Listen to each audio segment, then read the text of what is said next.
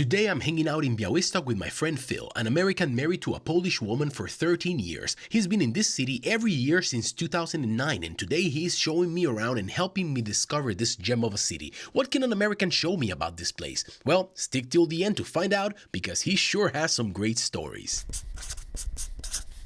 Boom! I find myself in a city called the Green Heart of Poland, also the capital of disco polo. I am in Białystok, and I'm hanging out with my friend Phil. No, witam. Mówisz po polsku? Czasami. No, witam. Nareszcie jesteś w Białymstoku, tak? Jestem. Też mamy Vigo, jest tutaj, i Zosia. Zosia is Phil's daughter. You have now the responsibility to show us around. Everyone here at Vigo's Dad family. Let's do it. Let's go. Well, first behind us, as you see, this is the Rynek. This is the old town. Okay. This is where everything happens, right? This is where the concerts are. In the summer, there's a big Ferris wheel here. This is the meeting point of everybody. Well, eventually, we're going to check out these churches here. My wife filled me in on some of the stuff to make sure I was saying things correctly. So, and then we're going to head over to the palace. What is the name of the street? What is this that we're right now? That's a good question. Okay. Hendrik. Hold on, let's see. So, did you find out the name of the street? No. You're supposed to find out the name. Our guide is not doing his job. Zosia, what is the name of the street? I don't know. It's okay. Henryka Zienkiewicza. Okay, I think you nailed it the first time.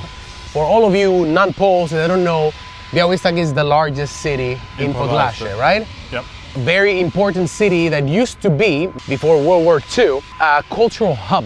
A lot of people, for example, Belarusians, Polish, Jewish, Ukrainians, they would be here in this city. Very multicultural city, actually. Are you a fan of disco polo? Depends on the situation. For a party, of course. Cannot admit you like disco polo, but you're at a party, you're at a wedding. Disco polo is what's playing. Yeah. Okay, so here, what is the story, Phil? We actually have two churches. Yep. Right? So the white church was built first. Even though it looks newer, right? Right, even though it looks newer, it's been painted. And then after, they decided to build the second church. Because the first one was such a success. Right. We need a second one. But the funny thing about it is you see the white church is called the big church. And then the red church, the brick church, is called the small church. Yeah, what is that about?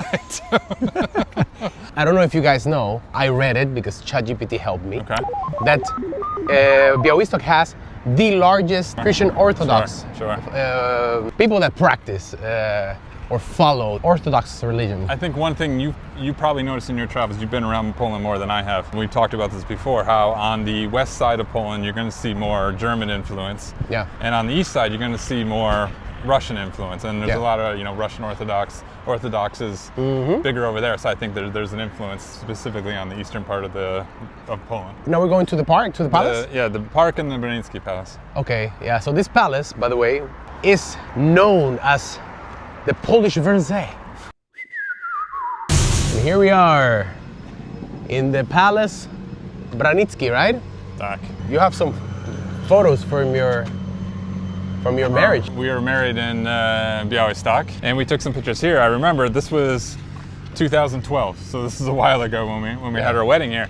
And this garden was pretty much, this was all dirt. They were redoing it at the time. So if you look at my pictures, it looks nothing like this. Oh, really? Now this garden is beautiful compared to what it was at that time when we have our pictures. Ah, but the palace was renovated like it is now? The palace, yeah, looks exactly like it. And we have a photo sitting in our dining room back in America of us standing in front of the palace in our wedding dress and tuxedo and everything like that. And people always ask us, what building is this? And my wife likes to tell everybody, this is my home in Poland. Royalty from Białystok. Yeah, but it's a very nice palace. But it looks pretty cool though. It has this really French vibe. Have you ever been inside? I haven't. So it used to, You have? Has, yeah. How was it? It was nice. It was like a house, basically. Like a house? Yeah, just a house. It used to be a palace. The guy who built this also helped fund that, the Red Church. Now Branicki, right? That's his name? Yeah. Now it's a medical university. Okay, so the medical university is in there.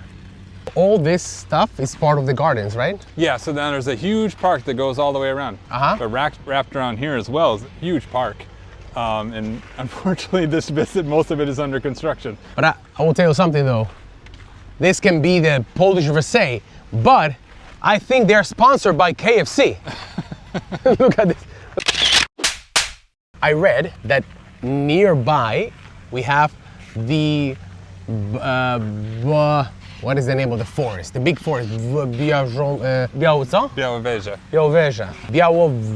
Białowieża? Tak. Let's ask the Pole. How do you say Białowieża?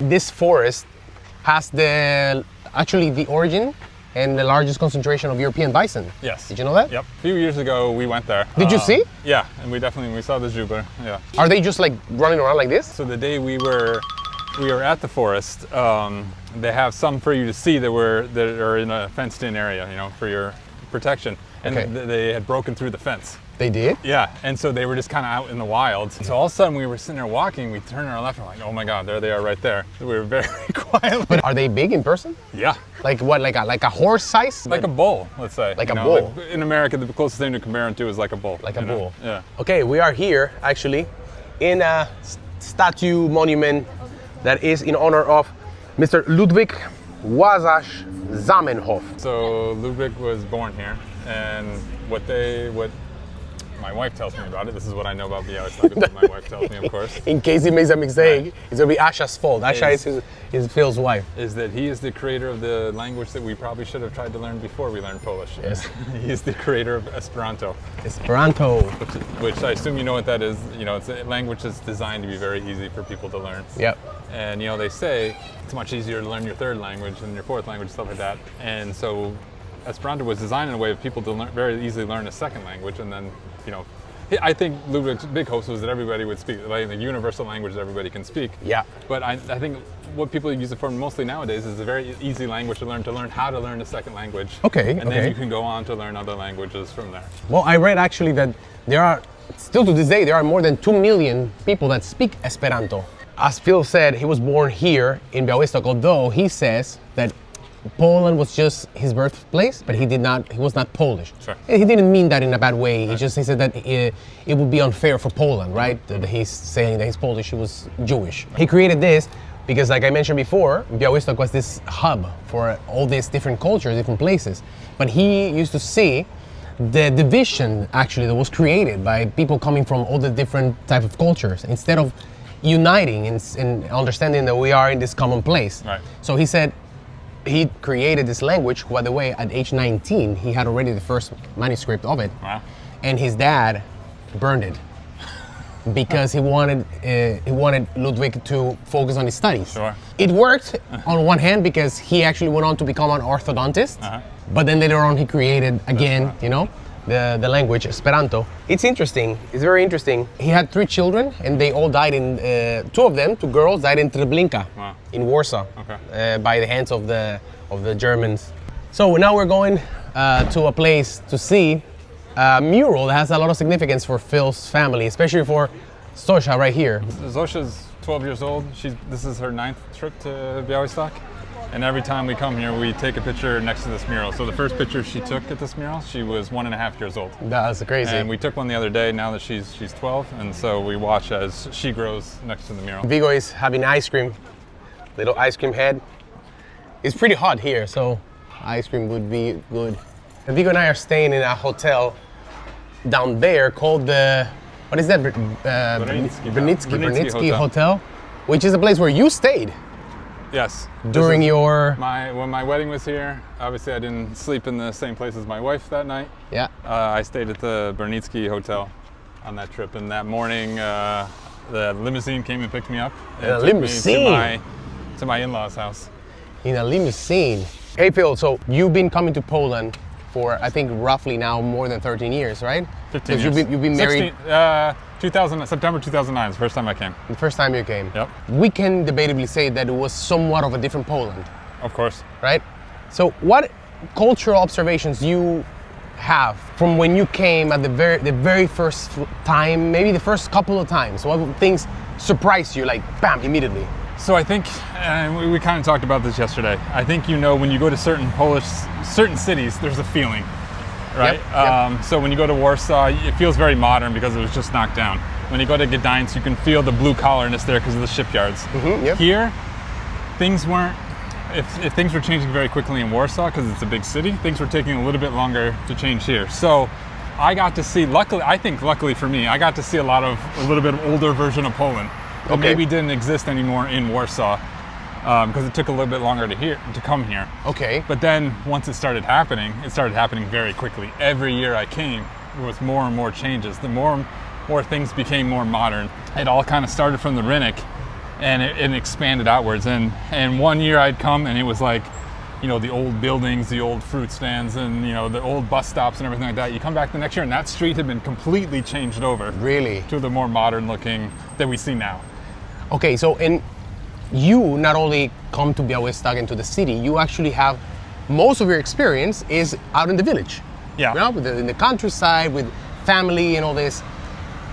How do you compare, let's say, the Polish countryside and the people to the US, for example? So I would say I would not say Białystok is for everybody, but I would say for me, it was like a match made in heaven.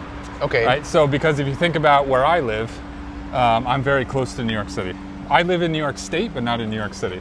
Very similar, I would say, to, as I said, resonates with me here is if you go to Warsaw and then you come out here and this has a more country feel. If Gdańsk has a blue collar feel, if Warsaw has a financial feel, this has a country feel to it. Okay. Białystok, for me. And so it resonated. So you felt very home. Similar, right? And then we go out to the villages, we go out to the countries, we do grilling and everything like that.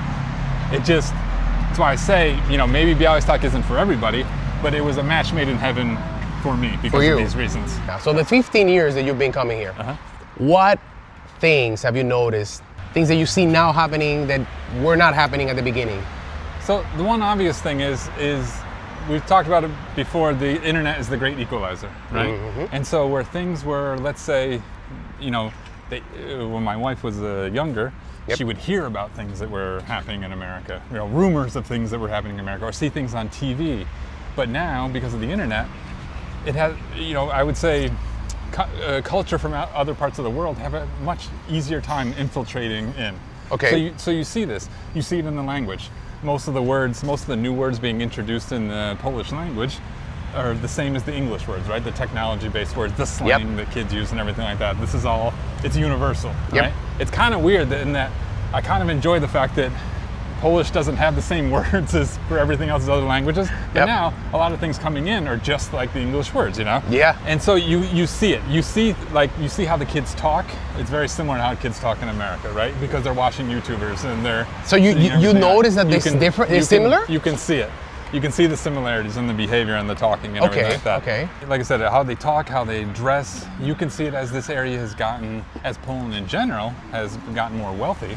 Yep. You can see there's way more cars now. I don't know if you can hear them, but there's way more cars now on the street than there were when I first started coming here. So even the amount of vehicles on the street there's a difference? Unbelievable.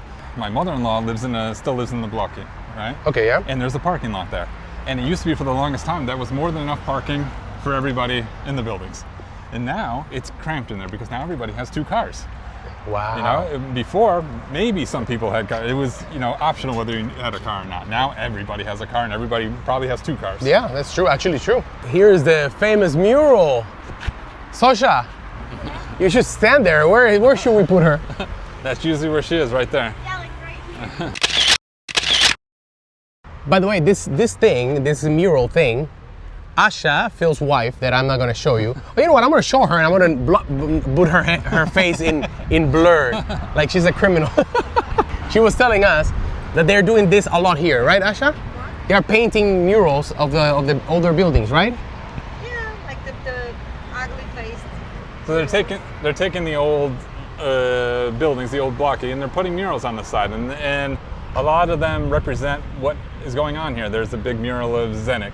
There's a big mural of a Babcha sitting there, and they're beautiful. I love the way that they're doing. Back in communist times, all these buildings, you see were just very dull and boring and everything like that. And they throw these beautiful paintings on the side. I think it's great what they're doing. I think so too. Sometimes they even paint the whole building, the whole blocky, for example, in bright colors. Yeah. This is the first one I can remember. But since I've been coming here, every year we always find new ones. We like to explore around the city and see where we can find them. And here in front of us, you guys can see, there's an Orthodox church. So Asha was telling us that there are what? It's a convergence of 4 religions?